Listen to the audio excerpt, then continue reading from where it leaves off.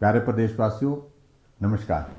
पूरे देश भर में लॉकडाउन 4.0 समाप्त हुआ है पिछले कल, और आज से पूरे देश भर में अनलॉक 1 की शुरुआत हुई है। मुझे आप सबको ये बताते हुए प्रसन्नता है कि कोरोना वायरस के इस दौर में से गुजरते हुए अब आम जनजीवन ठीक प्रकार से सुचारू रूप से चल सके, उस दृष्टि से कुछ महत्वपूर्ण निर्णय केंद्र सरकार ने लिए हैं, और केंद्र सरकार के साथ साथ में हमने हिमाचल प्रदेश सरकार की ओर से भी लिए हैं।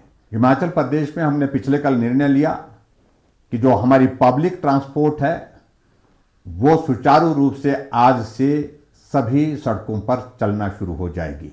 यानी कि बसें, चाहे वो सरकारी बसें हैं चाहे वो प्राइवेट बसें हैं, सभी बसें जो हैं आज से काम करना शुरू कर देंगी। लेकिन उसके बावजूद उसमें हमने ये तय किया है कि उसमें 60% ऑक्यूपेंसी रहेगी। यानी कि पूरी बस में अगर 52 सीटें हैं तो 52 की 52 सीटें नहीं भरी जाएंगी, और उसमें 60% ही लोग उसमें बैठेंगे, ताकि सोशल डिस्टेंसिंग को हम जो है मेंटेन कर सकें। ये बहुत आवश्यक है।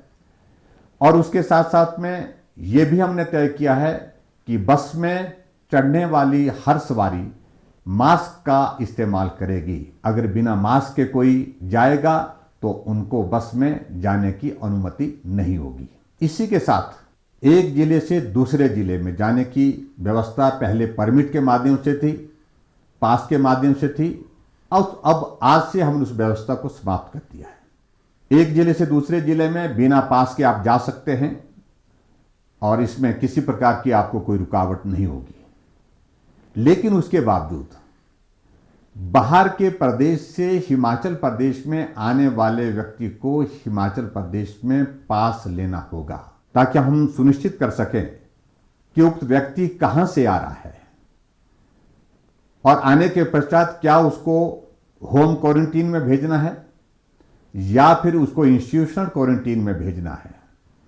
हमने ये भी तय किया, खासतौर से देश के कुछ हिस्से जहां कोरोना वायरस के मामले बहुत बड़ी संख्या में हैं, वहां से कोई व्यक्ति आता है तो उनको इंस्टीट्यूशन क्वारंटीन में भेजा जाएगा।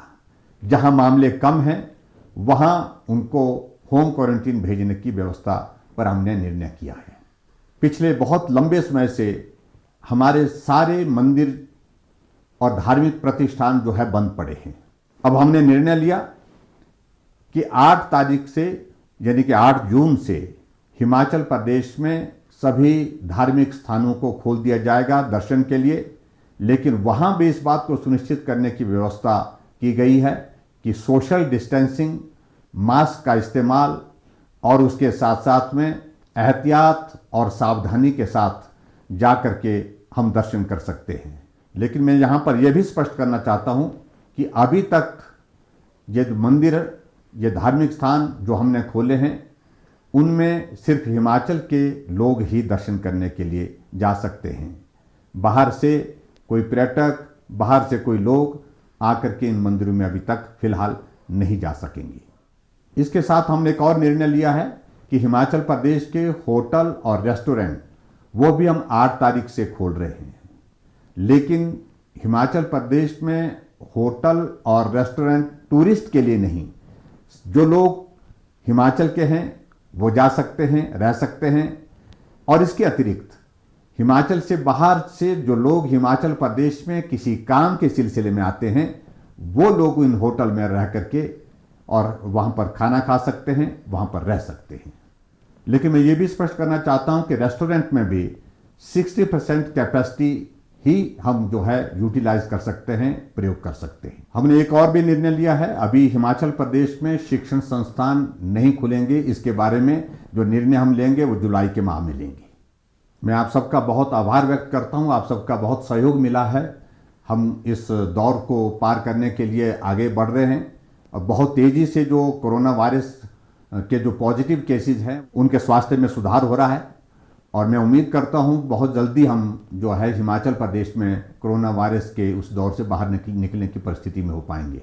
मैं उन सभी भाई बहनों से निवेदन करना चाहूँगा जो विशेष तौर से दूसरे प्रदेशों से हिमाचल प्रदेश में अपने घर पहुँचे हैं, अगर आप होम क्वारंटीन में हैं अगर क्वारंटीन का टाइम उनका पूरा नहीं हुआ है तो पूरी सावधानी और एहतियात बरतने की कृपा करें, ताकि आपका परिवार के साथ साथ में हमारा समाज जो है किसी तरह से भी संक्रमित ना हो सके। इसके अतिरिक्त जो इंस्टीट्यूशन क्वारंटीन में हमारे भाई बहन हैं, उनको थोड़ी कठिनाइयों का सामना करना पड़ रहा है, लेकिन उन कठिनाइयों का सामना करते हुए आप हमको पूरा सहयोग देंगे, ऐसी मैं उम्मीद करता हूं। और हिमाचल प्रदेश के सभी कोरोना वॉरियर्स का भी मैं आभार व्यक्त करता हूं, जिन्होंने अपने जीवन की परवाह किए बिना हमेशा तत्पर होकर के लोगों की सेवा करने के लिए इस संकट के दौर में मुड़ करके नहीं देखा, उनका भी मैं आभार व्यक्त करता हूं। एक बार फिर से मैं आप सबके सहयोग के लिए आभार व्यक्त करता हूं। बहुत बहुत धन्यवाद। नमस्कार। जय हिंद, जय हिमाचल।